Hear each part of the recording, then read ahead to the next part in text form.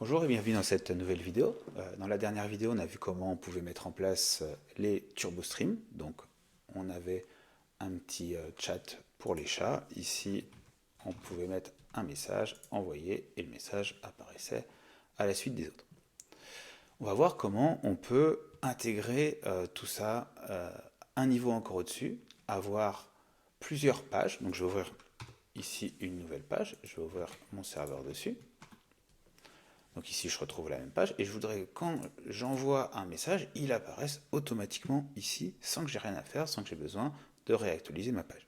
Donc pour ça, il faut utiliser Mercure. Donc on va déjà mettre en place Mercure. Donc Mercure, ça va permettre de faire une communication, d'envoyer des événements d'un navigateur à l'autre et de pouvoir mettre à jour notre affichage comme on le souhaite. Donc on va mettre en place Mercure dans un premier temps. On va faire un petit coup de composer require et Mercure, ça nous l'installe. Il faut bien faire attention de mettre yes au niveau de la recette flex. Pourquoi? Parce que ça va venir mettre à jour différentes configurations dans le projet, notamment au niveau du Docker file. Donc, dans notre Docker Compose maintenant, on va avoir toute une partie sur Mercure qui est apparue et qui permet d'installer très facilement Mercure en faisant un coup de Docker Compose.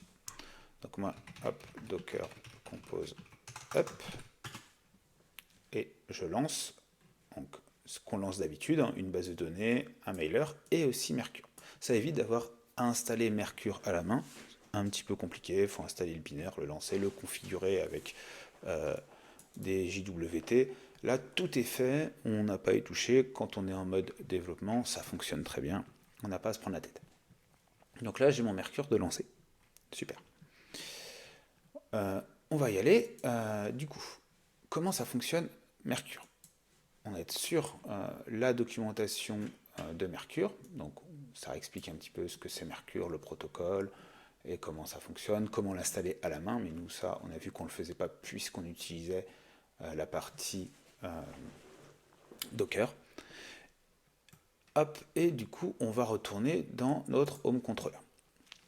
Alors, on voit que pour utiliser Mercure, on a un système où on crée un message, on va publier une espèce de message en lui choisissant un nom.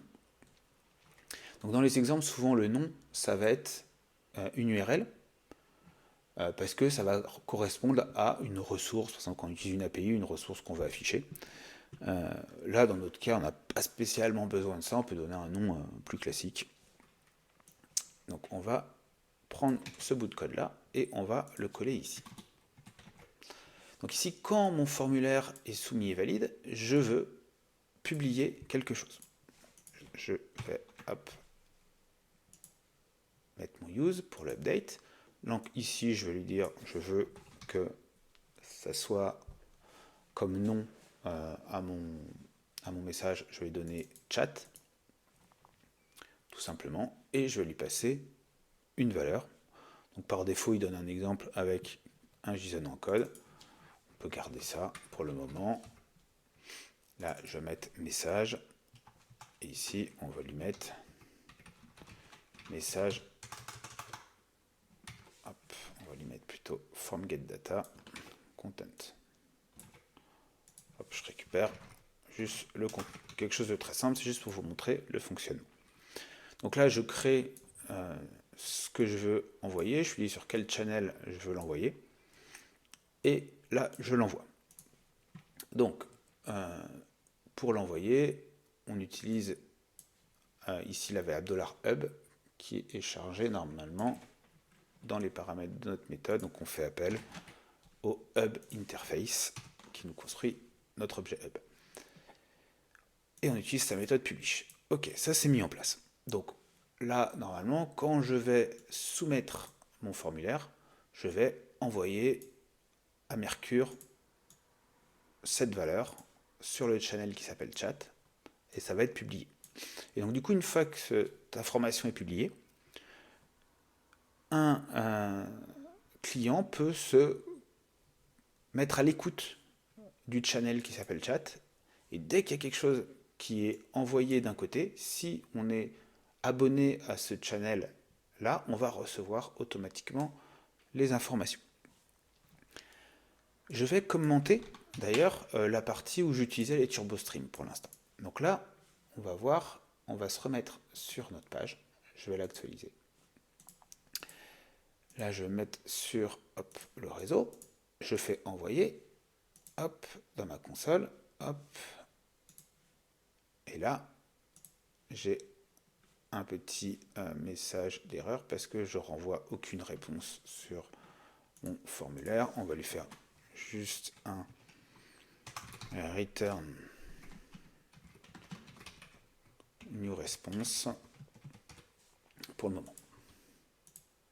Ok. Hop. Et je nettoie un petit peu tout ça. Ok. Donc la forme response must redirect to another location. Qu'est-ce qui lui plaît pas? Hop. Bah non, pourtant j'ai bien une réponse en dessous. On est bon. Ok. C'est pas grave. On va aller regarder surtout ce qui se passe dans un autre navigateur. Donc, j'ouvre mon autre fenêtre que j'avais tout à l'heure. Là, je soumets ça, il ne se passe absolument rien ici. C'est normal, je n'ai pas écouté. Je ne me suis pas abonné à mon message qui est dans le channel qui s'appelle chat. Donc, pour s'abonner à un channel, il faut mettre un petit peu de code JavaScript. Donc, il y a un exemple qui est donné ici. Je vais le copier-coller. Je vais me mettre dans ma vue, ici. Hop, mon bloc JavaScript.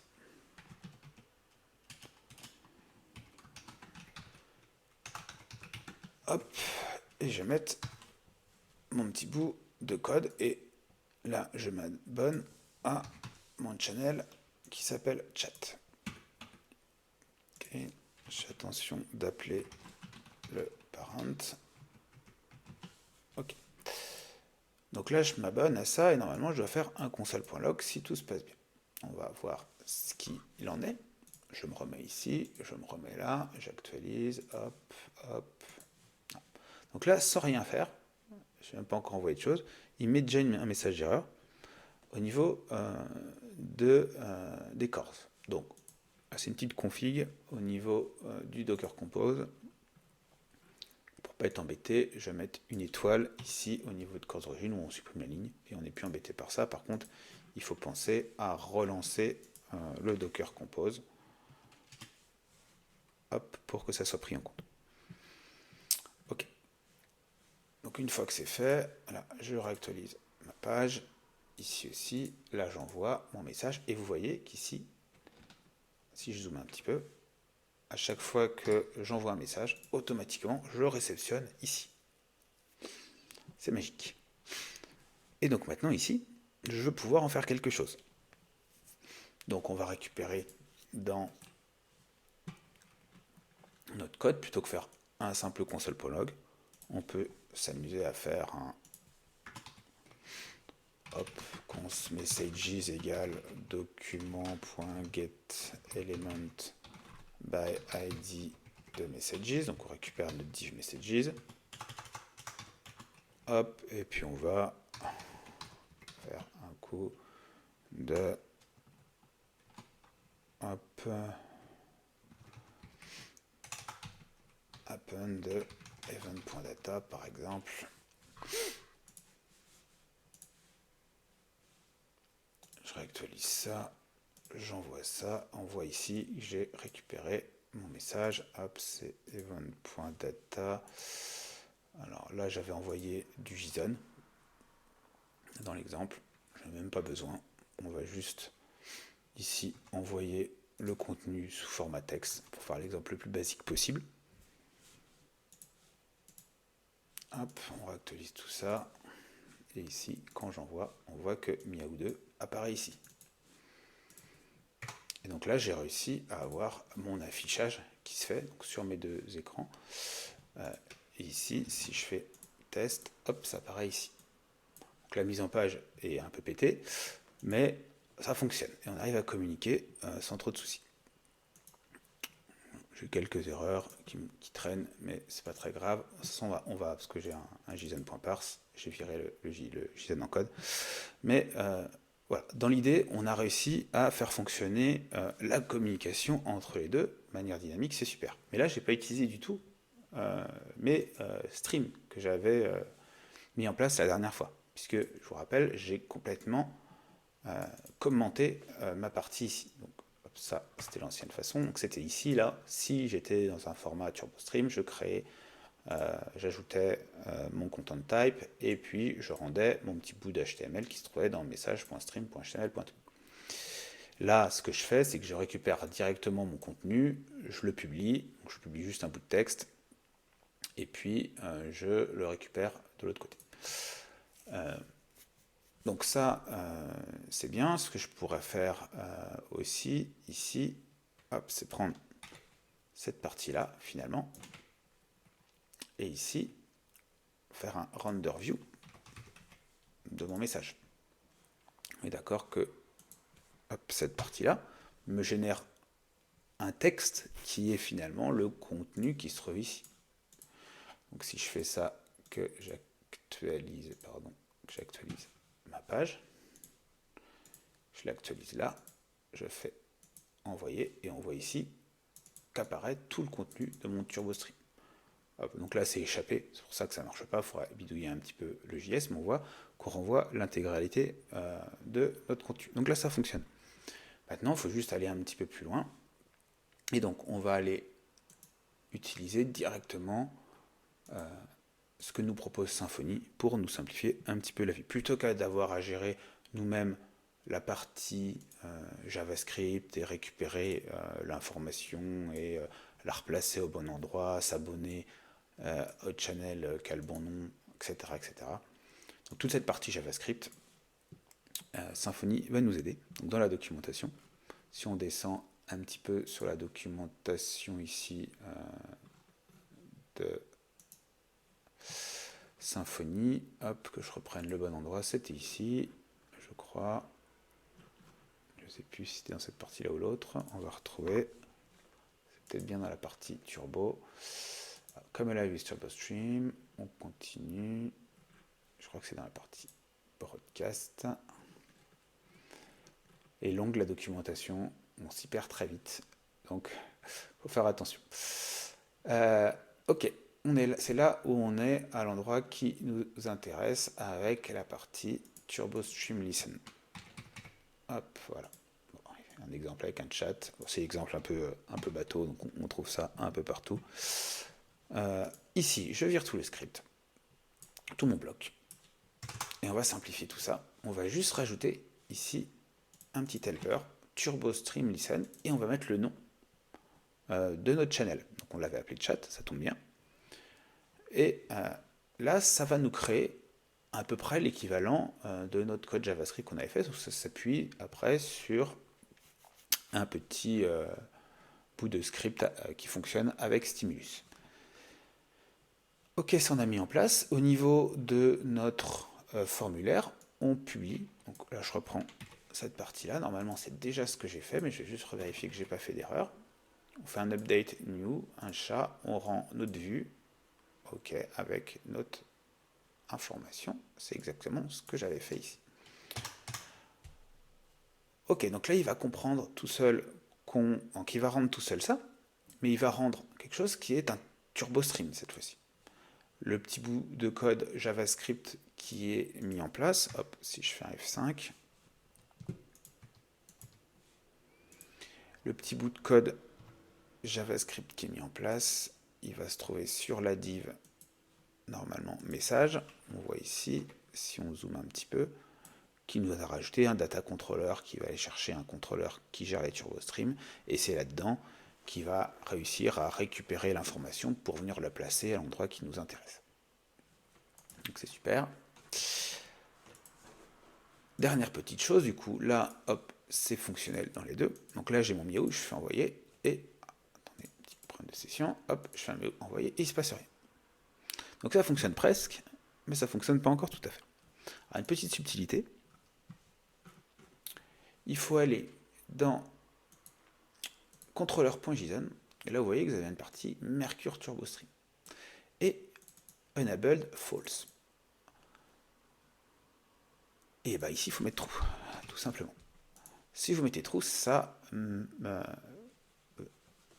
enable, donc ça active la partie stream qui est gérée par le contrôleur qui gère le Mercure Turbo Stream.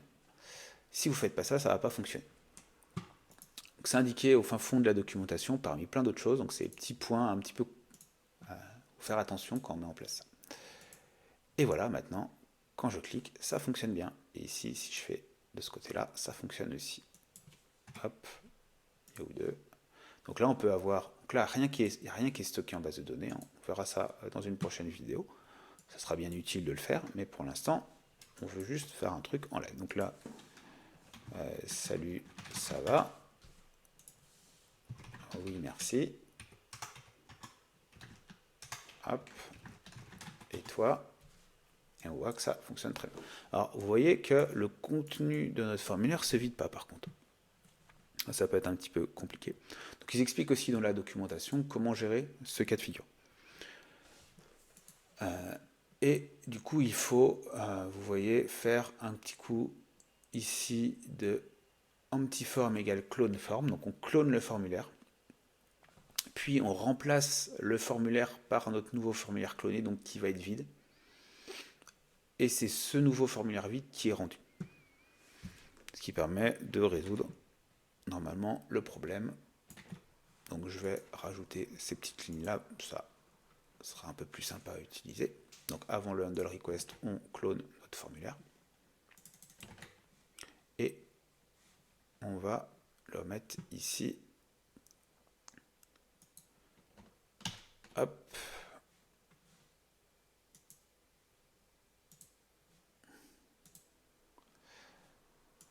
Tac. Tac. Alors. Hop. Et ça ne fonctionne pas parce que j'ai dû oublier une partie.